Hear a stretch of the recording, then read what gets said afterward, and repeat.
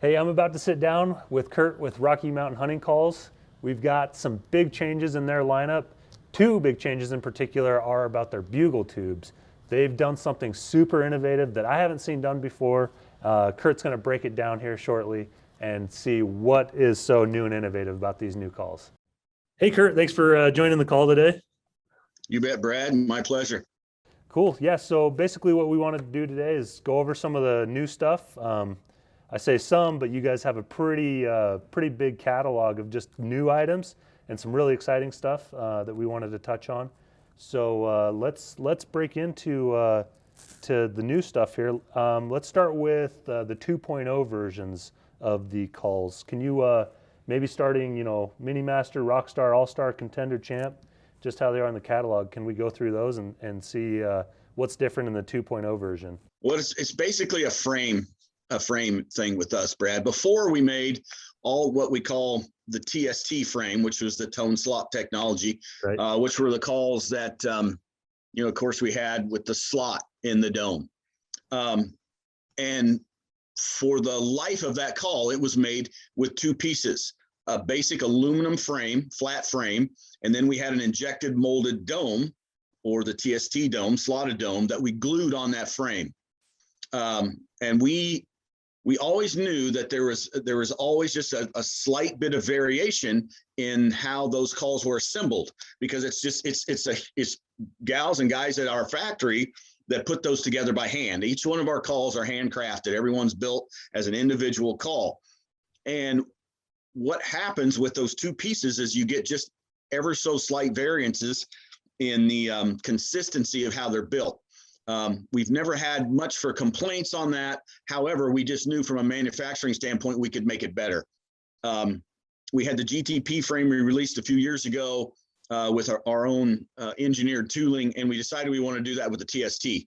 And we've got 5 very popular calls in that line, like you spoke to. The Mini Master is one of them, then the Rockstar, and then of course the most popular ones are the ones that are the Elk 101s, like the All-Star that I have here, the Contender, and the Champ. So the basic crux of it is now it's an all one-piece aluminum frame, very much designed identically and physically as possible as it could be to match the original version, so that we don't get people that were diehard believers and users of the TST that get these calls and say, well, you've changed them, they're dramatically different. We spent 2 years developing this and testing this and getting these things as spot on as we could, so that we could release these with confidence that the guys that liked them before will like these as much or even better. Sure. Yeah, that's awesome. So I guess you kind of killed 2 birds with 1 stone on the manufacturing side, which then translated to a enhanced performance. Is that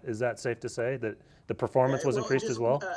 The consistency? The consistency. Gotcha. Again, let me give you an example. Some of the guys that would blow these calls and say the contests, we'd ship them 6 or 8 diaphragms for them to use. And they would always pick 1 or 2 of them, because they all, just like I say, that tiny little variance would give the calls just a different nuance, and they would prefer that. Well, with these, we shouldn't end up with that. One should be made just like the other, and the other, and the other. So we should have just the utmost in consistency without having a robot or machine build them. These will be as spot on as possible, humanly possible. Yeah. So that way, the guy that is, say, learning off of YouTube from whatever guy's blowing Rocky Mountain calls, he can pretty much say the one I'm going to buy is the one he's blowing, and it's going to, take out another variable, maybe make it easier to learn, or so, whatever the case may be. Yeah, exactly. It's just, yes, he can get a diaphragm to practice, say, this month in March or April, wherever we're at here on the calendar, and wear that thing out over the course of a couple of months practicing, and be very confident when he goes and buys another one to replace it, he's bought, the identical same call. And call makers over the years have had, a reputation of having some inconsistencies in the builds, and we're just trying to eliminate that. Again, they are still handcrafted, one at a time, made, one individual sets of the machine and builds them, but this is as close as we can get with robotic consistency without changing the whole system and having them built like that. And we just don't want to do that, because we want to touch and feel and look and know that everyone's made, with the right amount of stretch and everything's, on those details as we build them. Awesome. No, that's awesome. That's a really good explanation. Speaking of diaphragm calls, we grabbed a few of our top sellers. I figured I'd compare those against some of your top sellers, see if they're in the same boat. Let's start with Mellow Mama. This one has been consistently just an awesome seller for us. Do you see the similar thing on your end of sales? And if so, why? Well, when we're talking about a diaphragm that somebody buys, that they are buying specifically to cow call, replicate cow-calf communication, that is our #1 seller, and it has been from the beginning of time. We build that call specifically for that. Now, there are guys out there that can bugle with that call and they use it to bugle, but we don't try to pull any punches on how we market it or sell it. You can see on the packaging, it's designed to make cow calls. Sure. And it is our #1 selling cow call diaphragm we build. Awesome. Yeah, so I think, and I hear our guys on the phone all the time, they call in, guys need a cow call, Mellow Mama. That's usually the #1 recommendation, so it's good to hear. Yep, it's good to hear it from your end as well. Next one, Black Magic. Can you speak to the Black Magic a little bit? Absolutely. That's our flagship call in that GTP frame, that golden tone top that you've got there. We make 3 calls in that series with that frame. That Black Magic is the most forgiving diaphragm that I think we've ever made. That's my go-to call when I hunt. I can do all kinds of bugles on that call, aggressive to just a squeaky spike sound of a bull to nice sweet cow calls. It's made with our thinner latex and not some of the heavier stuff. So you have to be mindful of that. You don't want to overblow that call, but in that series, that is our #1 seller in that GTP line. Awesome. And then last is the Raging Bull. Yeah, that's the one that started it all. That call is the original pallet plate diaphragm that Rocky Jacobson, the founder of our company, started clear back in 1994 and got a patent with that. That's the original one. And it is still, to this day, top 2 selling diaphragm for us. #1, #2, depending on what year it is. It's the original one. How much of that being #1 has to do with kind of the legacy and Rocky's name behind it versus the actual performance of it? Or does it kind of go hand in hand? His reputation as a call builder, has some serious validity in that. And the other part is when it was the first diaphragm ever built, and many have copied and come up with their own version of domes and plates and all of that. Kudos to them. That's a good thing. It shows that Rocky did something right when he created it. But it's the first diaphragm that anyone that used a diaphragm to elk call with would have had an opportunity to put in their mouth and understand what that dome does. And it allows you to put the call further forward in your mouth. You don't put it in the back. You don't gag on it. An elk caller, when they use a diaphragm, the technique is different than, say, a turkey caller, where diaphragms would have originated even a generation or 2 before the elk call diaphragm. And what's different is when you engage a diaphragm to make elk sounds, you put your tongue against the latex, and outside of the chuckling sequence, your tongue never leaves the latex.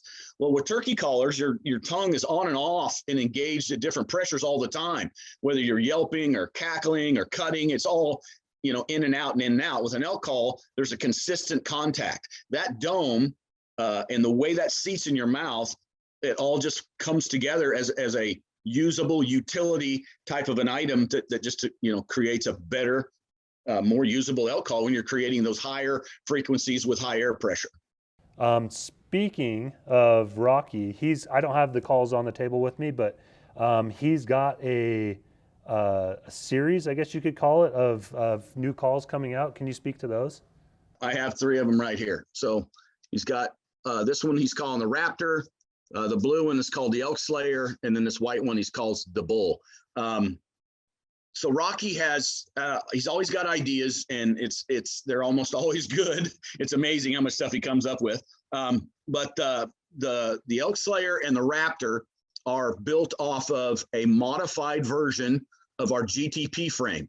So he's done a little bit of a different bend in the dome and flared the edges of it just a little bit to make it more comfortable to him, and therefore there's going to be people out there that are going to find it just as comfortable to them as it is to him. One of these has a heavier latex than the other. The Slayer's got a heavier latex than the Raptor. So you'll be able to bugle more aggressively on this one than this one. And those two are uniquely similar in that fashion. This diaphragm, the Bugle, is the first one of these that we have ever built. And I'm not going to sit here today and tell you that no one else has ever done this, but if they have, they've been very secretive about it, Brad, because I've not seen it. This call is built without traditional latex. It's built with a siliconized material for people who have an allergic reaction to latex. There's never been an option. In all the years I've been involved with Rocky Mountain, there's always a handful of people every year that say, hey, I have a latex allergy. Do you have some kind of a diaphragm I can blow that won't, affect my allergy? Well, now we have one, and it's this one here, the Bugle. That's awesome. Does any performance advantage or disadvantage come along with using a different material there? We again played with this for a couple of years. We designed it so that it was an even take with latex. It performs like the latex. It feels like the latex. There shouldn't be any variance there at all. In all fairness to all of the ones that were made in the past, we've proved how those diaphragms worked well and how they perform. So we didn't want to alter that because we altered the material. We wanted to stick with that whole process and how that works and the mechanics of that, and then just change the latex and avoid that issue where people have an allergy to it, if you will. But it's a great call for anybody, even if they don't have a latex allergy. It's still a great call. It's built with kind of that middle of the road thickness, middle of the road stretch. Bugle's great, Cal calls well. So even the guys that don't have a latex allergy, would probably have that diaphragm in their pouch. One question that we had somebody ask us recently is about the profile of the diaphragm itself. Mm-hmm. Is there an easy way for a person to know which profile that they need to buy, or is it a better scenario just for that person to go out and try a couple different ones, like a mid profile or a high profile? What do you usually recommend guys do? That's all based off of someone's, anatomy and how genetically their jaw structure is and in relationship to the upper palate roof of their mouth. And we build 3 different heights of diaphragms for that reason. We have like the Remedy is a flat plate. So that's going to be for someone with a flatter palate. Then about 80% of the diaphragms are what we consider medium height. And that's because that's where the average person's gonna roll in, or that's our GTP, whatnot. The TST ones, the slotted ones we talked about earlier, the 2.0s that we come out with, they're just ever so slightly taller. So they fit someone that has more of an arched mouth. Now, back to answering your question. Without someone actually trying them to see exactly what they've got, the best way to tell is typically the person that needs the TST, for instance, with the taller dome, it's going to someone that just has a narrower profile of their face. Their cheekbones are going to be closer together. That creates a tighter jaw structure. Your teeth are closer together. And when they are, just by genetics, the roof of your mouth tends to be arched a little deeper. Same as the other size. Bigger guys with wider faces and big jaws typically have a flatter palate of their mouth. They're just genetically, as humans, as the size of our bodies get smaller or bigger, the arch in our mouth changes accordingly. The bigger you are, the wider it is. The smaller person you are, the narrower it is. There again, that's the reason why we build like this Mini Master. It's extra narrow and tall to fit, for instance, kids or women, because they typically have, they're just a smaller profile. But there are men that do the same thing, that have just a narrower jawline. Other than that, like I said, it's just a matter of getting, and what I recommend is they just usually get a middle of the road one, like the Raging Bull you showed, or a Black Magic, because about 80% of the time that's going to work for you.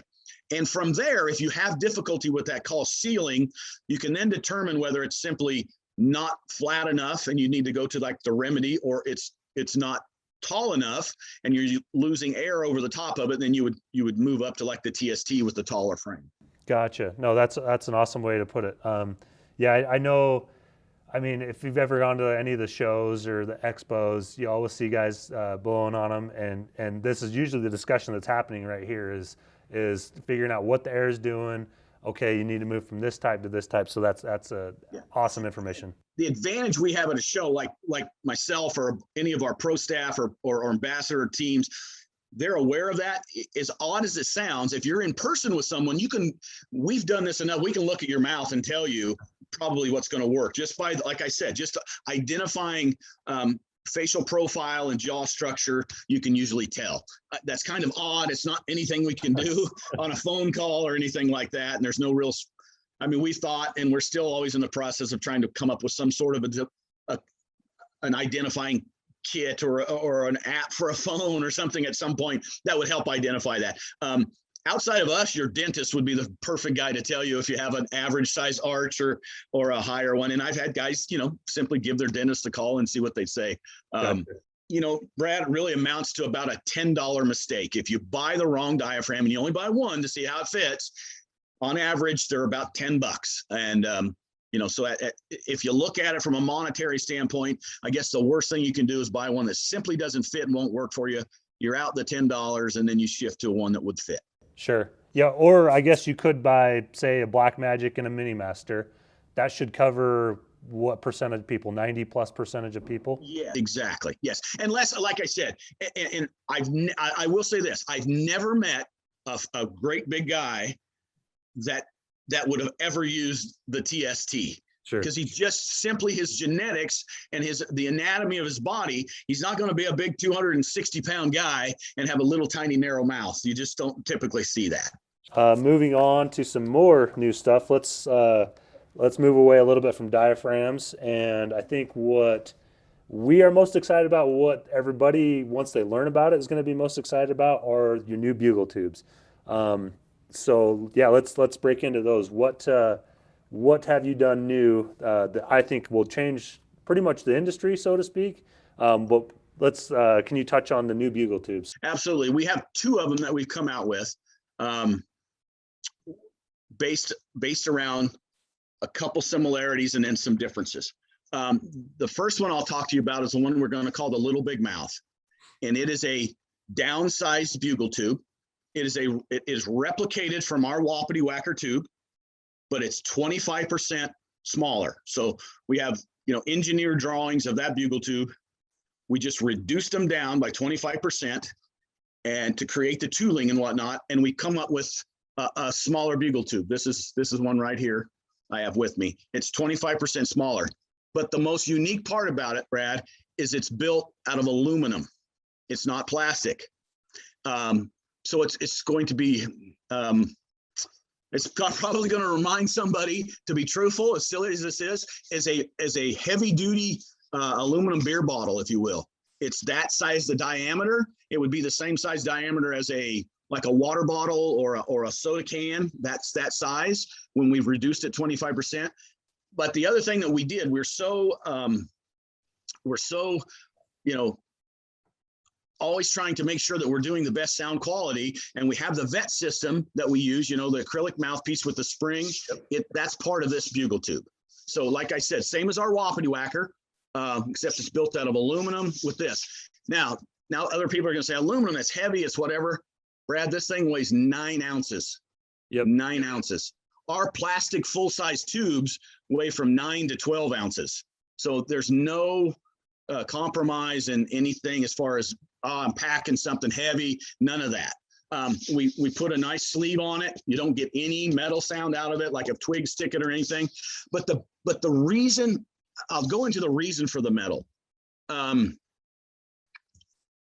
Plastic devices, let's take Bugle Tubes, that's what we're talking about, always have a resonance about them that's not realistic. And if you notice our products, anyone that knows our products, all have some sort of a dampening system on them to kill that sound. We have an external tube tamer on the Bully Bull Extreme. We have internal tube tamers on the end of a Rogue bugle tube. The Wapiti Whacker has a rubber boot over the end of it.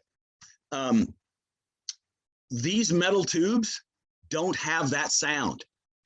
And I've explained this to people before. If you look at high-end noise amplification devices, i.e. musical instruments or car or truck horns, they're not plastic. They're made out of metal. And the reason for that is volume. There's an incredible amount of sound sustaining volume in a metal tube. There just is. Like I said, there's no argument for that because musical instruments and car horns and train horns and all of that prove that, that science.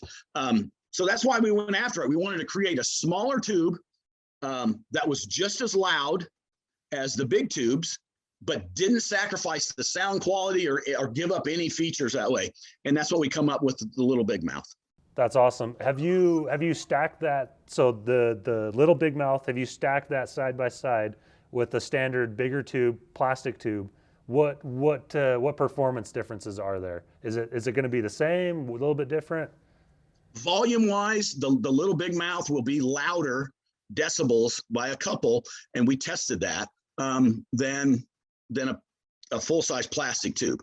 The only thing, and again, I don't want to mislead someone. Let's just talk from a common sense standpoint. If you could get the same musical notes out of say a trumpet that you could out of a trombone or a tuba, there'd be no need for the trombone or the tuba, right? Right. But we all know that's not true. Again, we're talking common sense. So the only thing that you give up on the small call are the lower bass tones of, say, the end of a chuckle or the grunting at the end of a bugle. Now,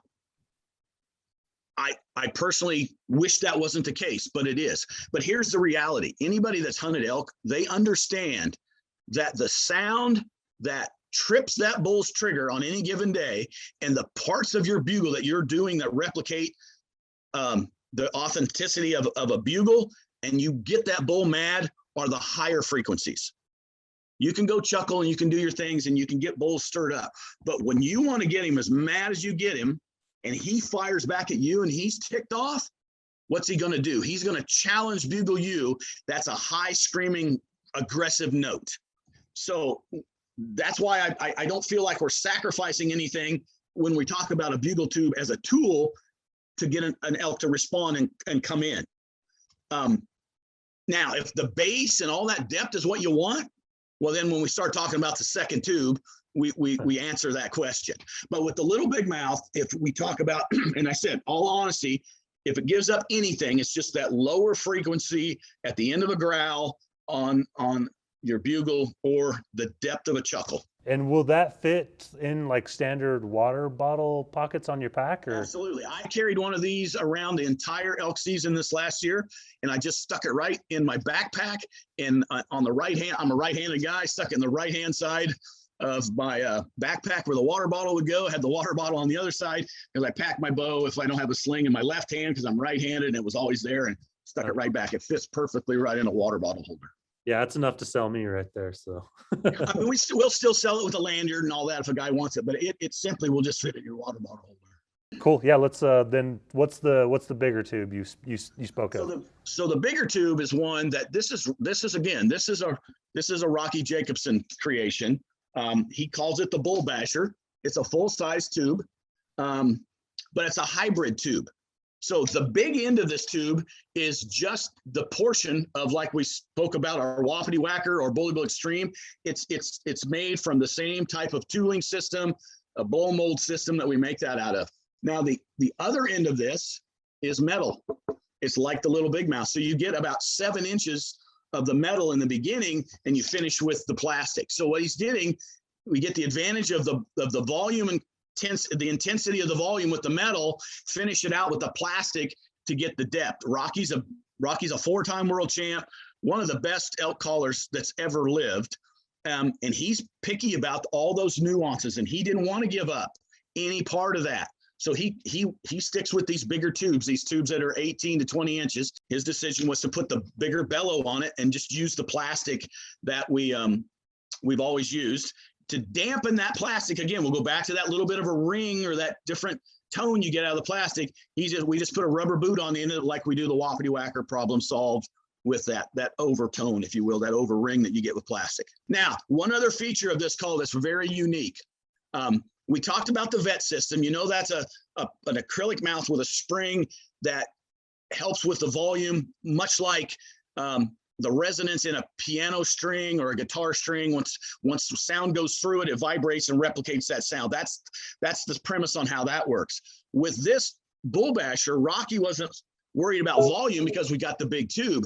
What he's worried about is diaphragm performance. And what allows your diaphragm to work the best is when you've got back pressure in your mouth. You're not just blowing the air through it and you lose the pressure.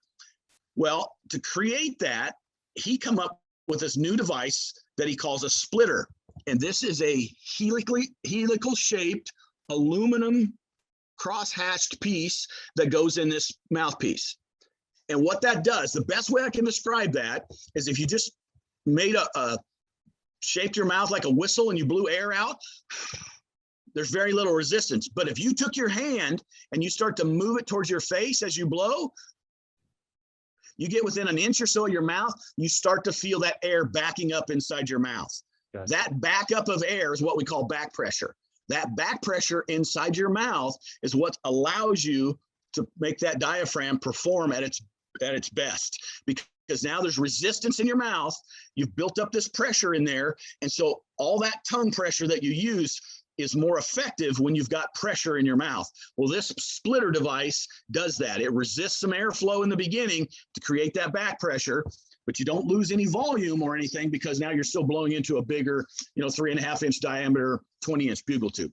Awesome. No, I hope all that's not too technical. I hope it makes sense and doesn't go too far, but I mean, we really do try to think this stuff out and make practical solutions for, some small problems like that.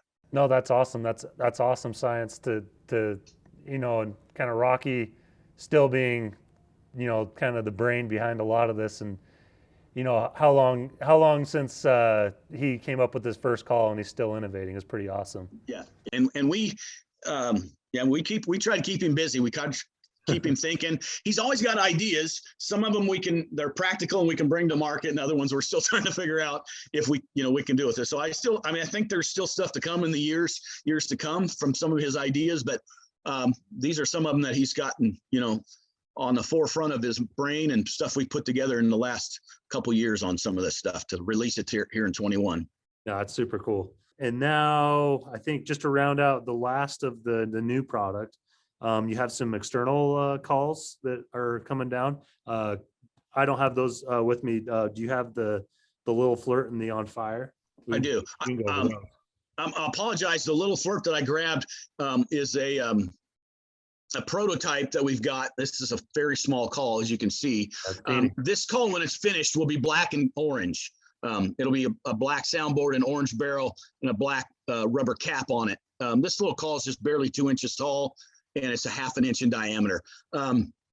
It's very small. It was designed by Matt Brimmer and those guys that know elk call competitions, and they know the elk call industry, and Matt's affiliation with all the great guys that we've known over the years at Primos and some other companies helped design it, or not necessarily helped design it. He designed it. He brought the idea to us, and we turned him loose on this, and he worked with us for the better part of a year to get this call out. We call it the Little Flirt, but it's just something we've never had. We haven't had a mini open reed call like this.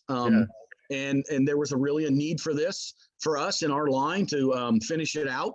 We've got middle of the road stuff. We got some really upper end stuff in our acrylic calls, but this little flirt will be a lower price point call.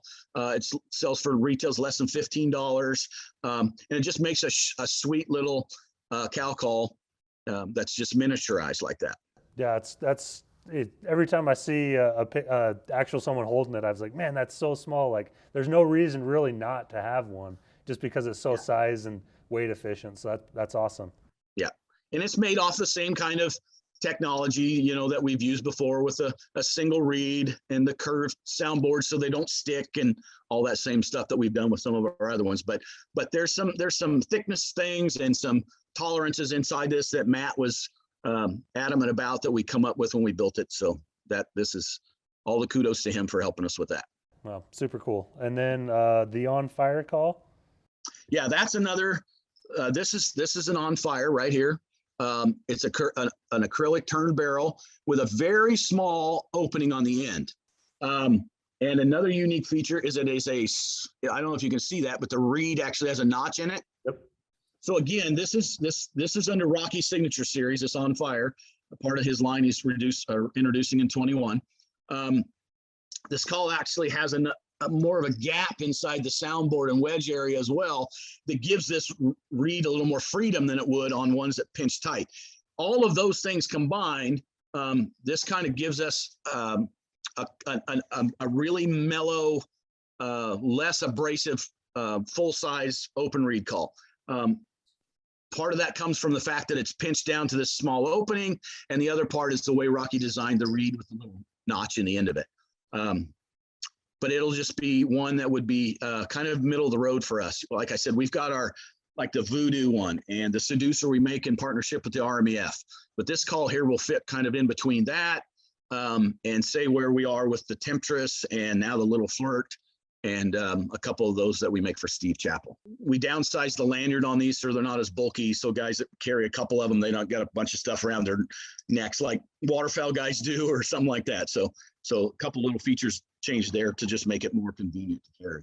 Sweet. And then, yeah, last I've got is the Javelina call, which I just hunted Javelina for the first time here just this last month. And one thing that shocked me was how vocal they are with each other. Mm-hmm.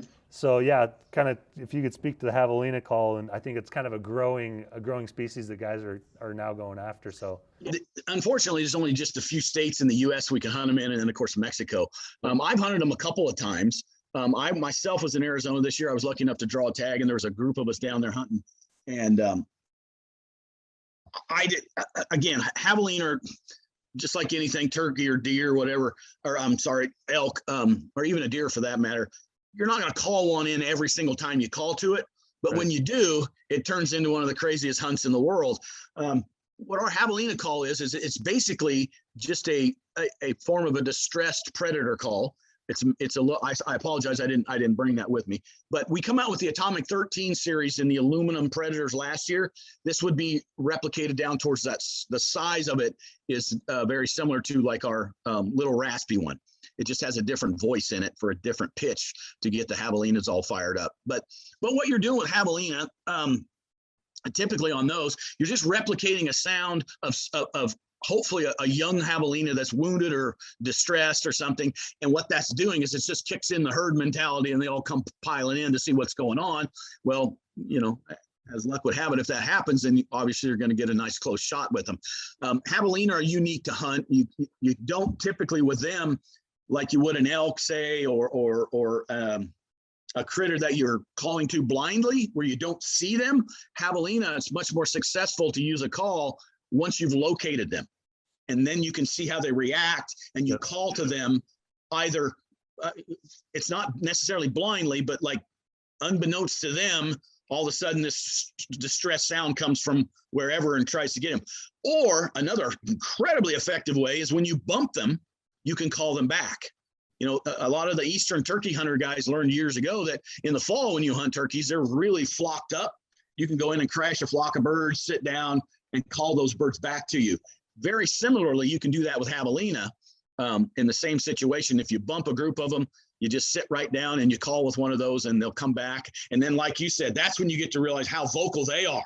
And they start making noise and they're grunting and they're squeaking and they're squawking and carrying on, coming back to you from that. So that's awesome. It's just a little call that's designed to just really step your Javelina hunt into something way beyond a spot and stock hunt. Sweet. That's awesome. No, that's a great addition to the lineup. I think that we pretty much answered any of the questions that I had or that any of our guys have asked us. So thank you a ton for the breakdown. Tons of awesome new stuff. We're all super excited. And I'm sure we'll get plenty of calls, and I think we'll have a little bit better direction on which way to steer one person this way or that way. So thanks a ton.